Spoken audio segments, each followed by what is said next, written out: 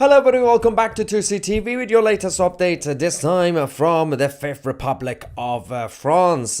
President Macron has now appointed a new Prime Minister. Yes, François Bayrou has been announced as the new centrist Prime Minister. The rise of the centrists, ladies and gentlemen, in France.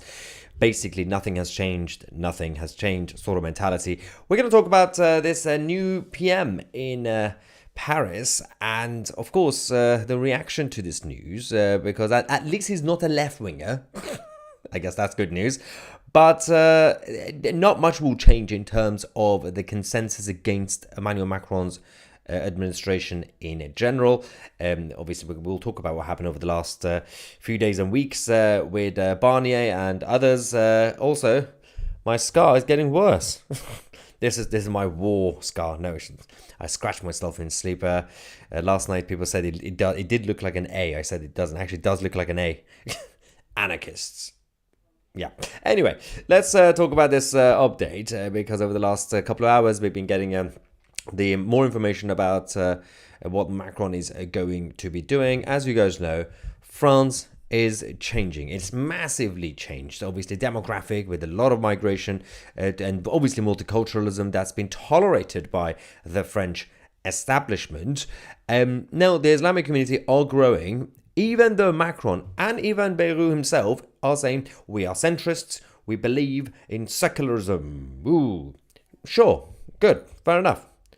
But in the name of secularism, they're causing trouble because you have to be progressive and tolerant towards everybody, including those who hate you and hate your culture and hate your flag.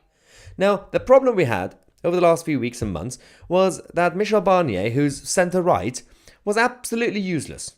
It's not really a surprise. He's always been useless, even when he was a government minister back in the day. And then when he was in the European Union, always useless. He's a good man, but useless.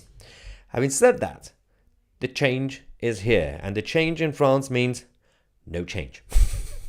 So François Bayrou has now been appointed as the new Prime Minister by President Macron, and he's basically from Macron's camp. They're both extremely centrist and liberal-minded. The problem with this is that, as I said, in the name of being liberal and progressive and tolerant, Bayrou has said some weird things, including about Islam, or specifically Islamophobia. Blasphemy laws. He's in favor. He was pushing for Islamophobia to become a crime.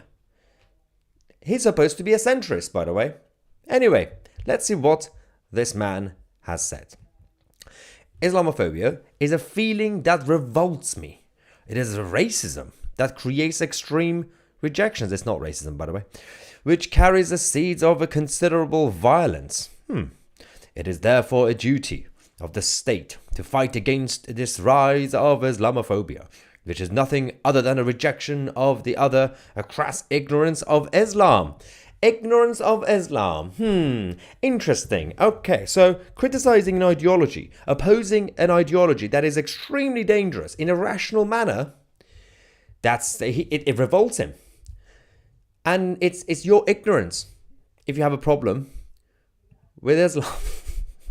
It gets worse. Bayrou also said, we need schools to teach the history of the religions, and we need Muslims to speak of the values of humanism and tolerance of their religion. Today, there is a dangerous confusion between Islam and fundamentalism. It is against this. I mean, it's not confusion, but okay. We must fight with all our strength. Whenever there is a threat of a dissolution, we must bring together those who are drifting apart. You're literally called one side of the debate crazy and dangerous by opposing Islam. Firstly, being against the ideology does not mean you're racist. It's not a race. It's an ideology. Secondly, you're supposed to be secular. You're supposed to be a centrist. Well, what is this nonsense of promoting blasphemy laws? We wanted to make it a criminal offense. I mean, luckily it didn't happen. But now he's Prime Minister. What is he going to say now? Now, I love how everybody's panicking about the situation with the budget in France. And it's important. The budget has to go through eventually. But I think the French culture will have bigger problems with these sort of so-called centrists who are traitors. Now, I know he's got his own supporters, Beirut, and a lot of people who are, some people who are center-right also like him. And at least he's not going to be opposed by the right-wingers because he's not left-wing. So that's good news. He's going to go through. But let's talk about him. In case you don't know his history. Beirut served as the education minister between 1993 to 1997, when we had President Jacques Chirac, obviously the last president he served under. And to be fair, the whole issue with this was that he was seen as the nice man. He was seen as the man who is respected in the establishment, but he didn't get much done. And again, he was the reason that there was a rise of the Republicans, the likes of Michel Barnier, even at the time, in the early 2000s, after obviously he left office. He came back, by the way, because he kept running for president, and he kept failing, because nobody wanted him. He's not strong and stable. And then he obviously joined Macron's cabinet, which we're going to get into in a second. So he did run for French presidency 3 times in 2002, 2007, and 2012. In 2007, he did secure 18.6%, woohoo, in the first round, finishing 3rd, which was still a little bit embarrassing. Following that, when Macron became president, he was obviously in the cabinet. But François Bayrou had to resign because there were allegations about him misusing the European funds. This is in 2017. In 2019, he was actually charged over these allegations, the essentially the corruption, financial corruption, embezzlement of the European Parliament funds. Now, after a couple of years, he managed to survive this. He managed to get away with it, and now he's back. It's fascinating how in politics, everything is extremely short-term. You can have a scandal, and your reaction to the scandal, even if you're, for example, not guilty or innocent, people completely forget how you dealt with the scandal in the first place. The complete disgrace that it brought to the cabinet of Macron. Now he's prime minister. Brilliant, absolutely brilliant. So this is going to be the future of the French culture. Of course, these are the people who call themselves centrists and secular. We'll find out how he will react over the next few weeks and months as multiculturalism continues to cause trouble and division across the country. Now, while we're here, let's get some reaction. We have Mike saying, what's the betting that this new prime minister is of Algerian or Libyan descent? He's not. He's very French. He's very much French, as far as we know. Ivan says, just like in World War II, the French government will surrender to Islam this time. This time, yeah, to us. To be fair, that Macron has been pretty good at certain times, certain moments. Over the last few years, Macron has been good at actually tackling extreme Islamic tendencies. So when we had the Islamic side and some of the preachers insulting the French flag, he said, get out. He deported them. When they were trying to intimidate the French culture and the French government in terms of the blasphemy laws, he said, no, shut up. We have free speech.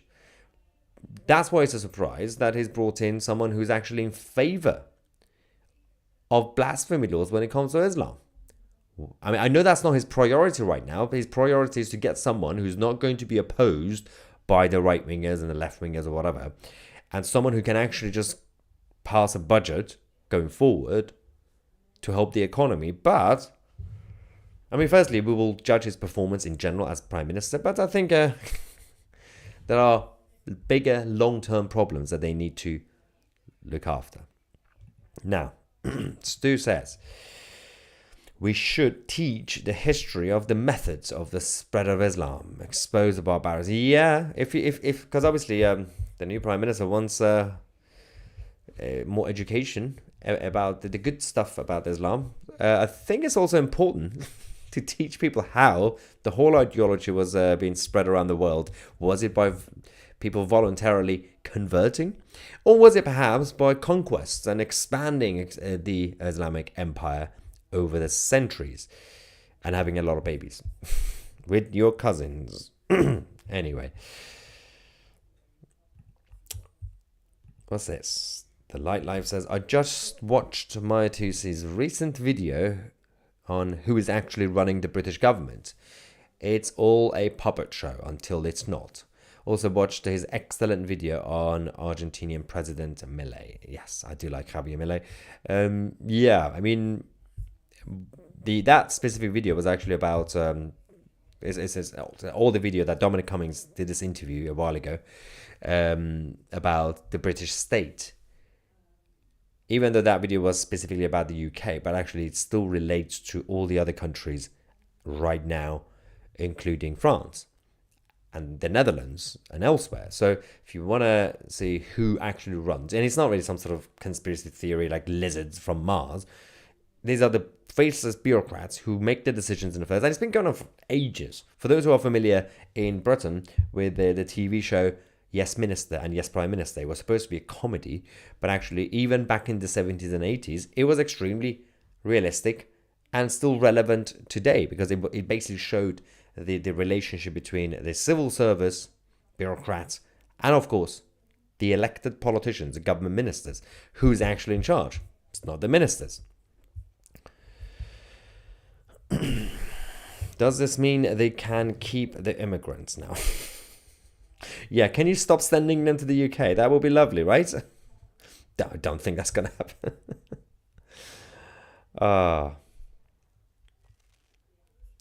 It's just insane. I mean, you can't really go around saying we need secularism when if secularism, liberalism, fine. But if you have one ideology in the name of a religion, actually not believing in tolerance and secularism, you can't do it. Yes, you can get the Christians and the Jews and the Hindus to live and play inside a secular system amongst atheists and all the others. But you have one specific ideology who doesn't actually believe in secularism. And now, if we criticize it, you're going to send us to prison? Really? By criticizing an ideology?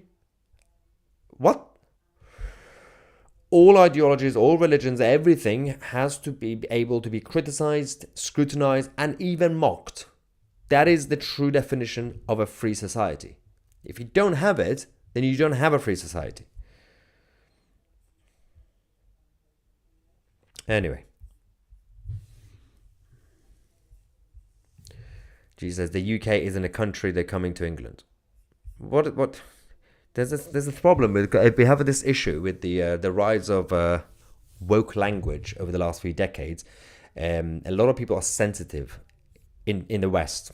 They are sensitive with words because words hurt, and they want their own subjective wording, like, oh no, this is not a spoon, this is a fork, or no, this is like. Whether you like it or not, the constitution has changed. The UK is a kingdom with obviously a number of nations inside it. When we say they're coming to the UK, they're still coming into the UK because we have a union flag, part of the United Nations. Obviously, people in England could and should be proud of England and the English identity, English heritage. But the kingdom is the United Kingdom of Great Britain and Northern Ireland. Words are words. People need to man up and get stronger, thicker skin. When it comes to being offended, not being offended with words. How can you accept asylum seekers from Islam while supporting it? What? How can you accept asylum seekers from Islam while supporting it? I might be misreading this, but that's the thing, because they are tolerant towards it, so of course they accept it because they are tolerant towards it. I might be reading this the wrong way. Sorry, apologies if I'm doing this, because I didn't get the meaning of it. Right. We're an island and a country. Well, there's also the little bit, let's not forget about Northern Ireland. That also matters. They're still technically part of the kingdom. All right. Barry Cullen is shouting in the live chat, come on, awesome freedom fighters, hit that like button, show Maya some support. I should have shouted more by Cullen. Katie says, words only have power if you give it to them. Stop empowering the fools. True. Words are words, guys, come on.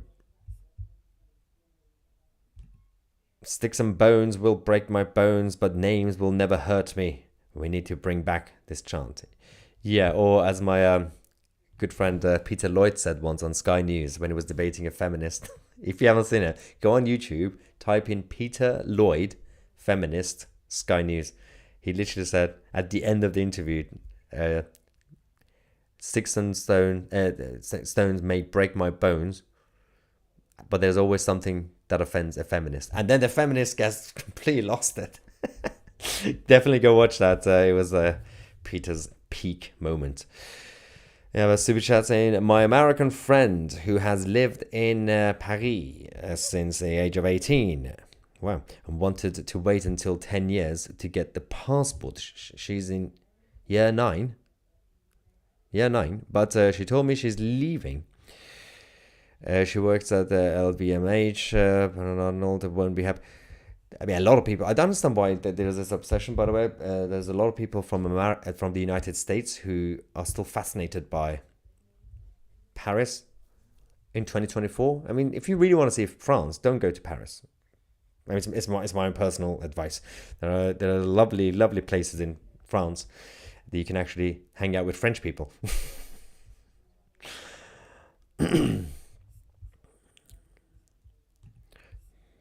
Julianne says, traitor. This prime minister is a socialist.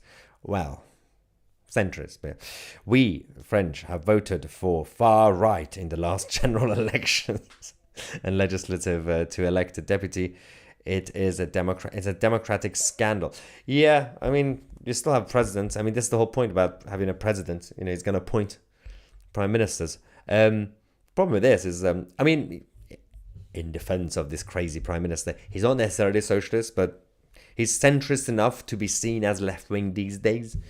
And obviously, especially if you compare him to even Michel Barnier. Michel Barnier, obviously, more centre-right, and Le Pen, obviously, more right-wing. Well, economically, Le Pen, obviously, she has some protectionist policies as well. But it's a sad time for French politics. Thomas says, have you walked into a door, Tusi? I hope he's in a worse status about this, isn't it? I've already addressed this. It's I scratch myself in sleep, and there's nothing kinky about it. Anyway, what is this? Laurie says, hi Maya, I hope you are well. Did you visit Neil Oliver when you were in Scotland? He's an awesome guy. He is still trying to red pill the folks. Scotland really has lost the plot. We need a leader like Trump. Yeah, no, I mean, to be fair, Scotland is still a big place. I was I was near Edinburgh, near Stirling Castle. No, not near Stirling Castle. Where was I? I completely forgot where I went. Some of you who remember last week when I was doing a video, but where did I go? I went. It was not far from Stirling Castle. Oh my god, I'm completely losing my mind now. Hang on. Where was I? Not far from Edinburgh, right? It was in fact near. It's a big place, by the way. I can't remember. I can't find it. Apologies for this. Anyway, I don't know. But I haven't actually seen or spoken to Neil in ages, actually. I think the last time I saw him was about a year ago. He's a good man. Yeah. We agree and disagree on some things, but he keeps fighting the good fight. Okay. I wonder if anybody in the live chat remembers where I was in Scotland. My memory is literally worse than you think. With names, names of places, names of people. Sometimes I forget who the Prime Minister is right now in the UK. Anyway, all right, let's take a quick break. Thank you so much, ladies and gentlemen. Don't forget, if you want to get more out of this channel, tomorrow we have a new show, which is the decline of Western education. If you want to watch that, go and join 2C TV Plus. Yes, by going on 2c.tv or find the link in the description. Become a member today. You'll get 1 month free if you join on an annual basis. And of course, get access to all the shows and premium shows and documentaries on my 2C. And we are the media.